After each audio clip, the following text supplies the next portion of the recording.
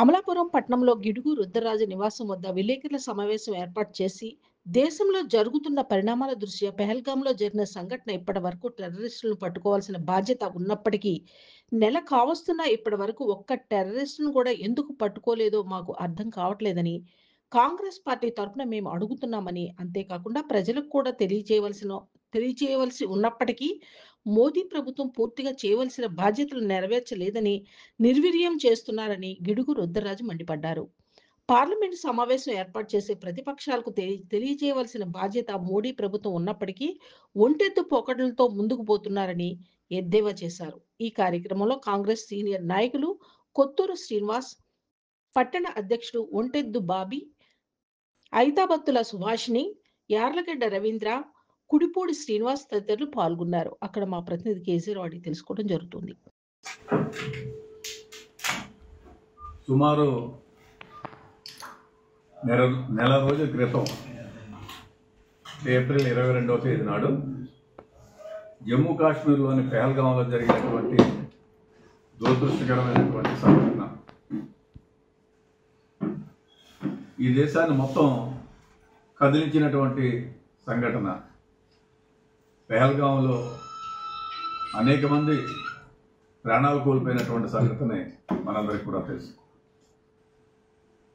బాధ్యత కలిగినటువంటి ప్రధాన ప్రతిపక్షంగా కాంగ్రెస్ పార్టీ మా జాతీయ అధ్యక్షులు మల్లికార్జున ఖార్గే గారు, లోక్సభలో కాంగ్రెస్ పార్టీ నాయకులు ప్రతిపక్ష నాయకులు రాహుల్ గాంధీ గారు, కాంగ్రెస్ పార్టీ యంత్రాంగం యావత్తు, ప్రధానంగా కాంగ్రెస్ వర్కింగ్ కమిటీ కానీ, వివిధ రాష్ట్రాల ముఖ్యమంత్రులు కానీ, సిఎల్పి నాయకులు కానీ, పిసిసి ప్రెసిడెంట్లు కానీ, మా విభాగాల అధ్యక్షులు కానీ అందరూ కూడా ఏకగ్రీవంగా కాంగ్రెస్ పార్టీ తీసుకున్నటువంటి నిర్ణయం ఏంటంటే, ఈ నీడ్ ఆఫ్ ది అవర్ ప్రభుత్వాన్ని సమర్థించాలి, నేషనల్ ఇంటిగ్రిటీ అనేటువంటిది ముఖ్యము, దేశ భద్రత ముఖ్యము, దానికోసం ప్రజల సంక్షేమం కోసం కాంగ్రెస్ పార్టీ యావత్తు కూడా కేంద్ర ప్రభుత్వానికి మద్దతు ఇవ్వడం జరిగింది.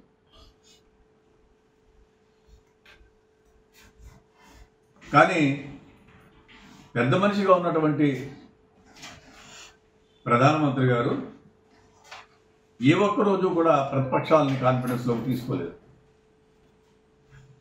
2 పర్యాయాలు ప్రతిపక్షాలతోటి ప్రభుత్వం సమావేశం జరిపినప్పటికీ 2 పర్యాయాలు కూడా ప్రధానమంత్రి గారు దానికి అధ్యక్షత వహించలేదు. డిఫెన్స్ మినిస్టర్ రాజ్నాథ్ సింగ్ గారే మాట్లాడినటువంటి పరిస్థితి. అయినప్పటికీ కూడా కాంగ్రెస్ పార్టీ అన్ని సమావేశాల్లోనూ పాల్గొని ప్రభుత్వం తీసుకునేటువంటి అన్ని చర్యలకు కూడా కాంగ్రెస్ పార్టీ సంపూర్ణ మద్దతు ఇస్తుంది అని చెప్పడం జరిగింది. దాని తర్వాత జరిగినటువంటి యుద్ధ వాతావరణం దేశ ప్రజలందరూ కూడా తెలుసు.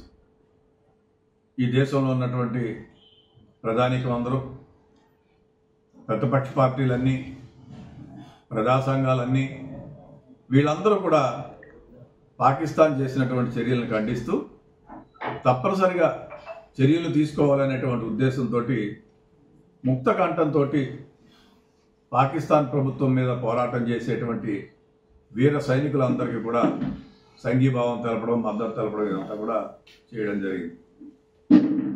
అయితే ప్రభుత్వ పరంగా తీసుకున్నటువంటి నిర్ణయాలు సరిగా జరగలేదా, సక్రమంగా జరగలేదా అనేటువంటిది ఇప్పుడున్నటువంటి పరిస్థితుల్లో వివాదాస్పదమైనటువంటి అంశం.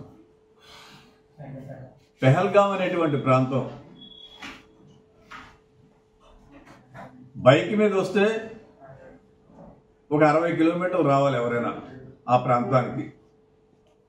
నడుచుకుంటూ వస్తే వివిధ మార్గాల ద్వారా సుమారు 150 నుంచి 200 కిలోమీటర్ల దాకా రావాల్సి ఉంటుంది. జమ్మూ కాశ్మీర్ అనేటువంటిది హై సెన్సిటివ్ సెక్యూరిటీ జోన్. అది ఇప్పుడే కాదు, పలు సందర్భాల్లో అక్కడ జరిగినటువంటి సంఘటనలన్నింటినీ కూడా మనం చూసాం. ఆ హై సెన్సిటివ్ సెక్యూరిటీ జోన్లో మారణాయుధాలు పట్టుకుని ఇంతమంది టెర్రరిస్టులు రావడం అనేటువంటిది పూర్తిగా ప్రభుత్వ వైఫల్యం, సెక్యూరిటీ ఏజెన్సీస్ యొక్క వైఫల్యం. ప్రధానంగా మనకి ఐబీ అనేటువంటిది ఉంటుంది. గవర్నమెంట్ ఆఫ్ ఇండియాలో ప్రీమియర్ ఇంటెలిజెన్స్ ఏజెన్సీగా ఐబీ అలర్ట్స్, ఐబీ ఇన్ఫర్మేషన్ అనేటువంటిది ఇస్తూ ఉంటారు. మరి ఐబీ ఫెయిల్యూర్ అయిందా? రీసెర్చ్ అండ్ అనాలిసిస్ వింగ్ అని ఉంటుంది, వాళ్ళు ఎప్పటికప్పుడు ఎవాల్యుయేట్ చేస్తూ ఉంటారు. పరిస్థితులన్నింటినీ కూడా ఏ విధంగా జరుగుతున్నాయని చూసి ప్రభుత్వానికి రిపోర్ట్స్ ఇస్తారు.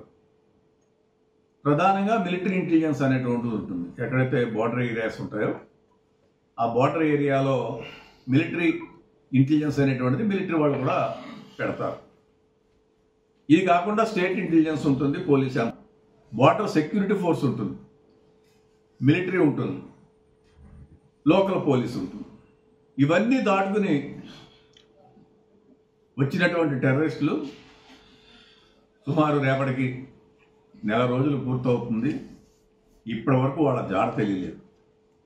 కాంగ్రెస్ పార్టీగా మేము డిమాండ్ చేసేది ఏంటంటే, ఎవరైతే ఈ టెర్రరిస్టులు ఉన్నారో వాళ్ళ యొక్క జాడ ఏది ప్రభుత్వానికి మేము విజ్ఞప్తి చేస్తున్నాం. నెల రోజులు అవుతున్నా మీ దగ్గర ఇంత నెట్వర్క్ ఉన్నా, ఇన్ని ఇంటెలిజెన్స్ ఏజెన్సీస్ ఉన్నా, is it not the failure of the government?